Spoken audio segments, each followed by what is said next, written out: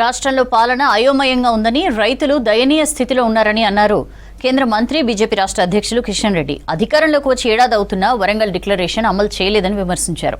10 రకాల పంటలకు 500 రూపాయల బోనస్ ఏమైందని ప్రశ్నించారు. రైతు భరోసాకు అనేక కొర్రీలు పెడుతున్నారని ఫైర్ అయ్యారు కిషన్ రెడ్డి. రైతుల డేటా మొత్తం ప్రభుత్వం దగ్గర ఉంటుందని, అలాంటప్పుడు మళ్ళీ దరఖాస్తులు తీసుకోవడం ఎందుకని ప్రశ్నించారు. శాసనసభ ఎన్నికలకు ముందు తెలంగాణ అంతా పర్యటిస్తూ ప్రజలకు అనేక రకాల హామీలు ఇచ్చి ఈరోజు ఏ హామీ కూడా అమలు చేయలేనటువంటి నిస్సాయమైనటువంటి పరిస్థితుల్లో కాంగ్రెస్ పార్టీ ప్రభుత్వం ఉంది.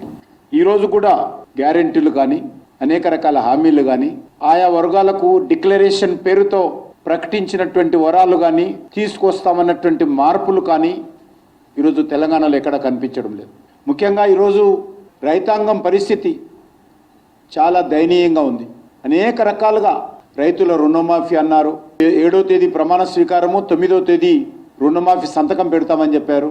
ఇంకా అరకొర మాత్రమే రుణమాఫీ ఉంది. రైతు బంధు కాదు, మాది రైతు భరోసా అన్నారు. ఈరోజు అనేక సీజన్లు అయిపోతూ ఉన్నాయి, కానీ భరోసాకు ఎక్కడ కూడా ఈరోజు కాంగ్రెస్ పార్టీ కట్టుబడలేదు.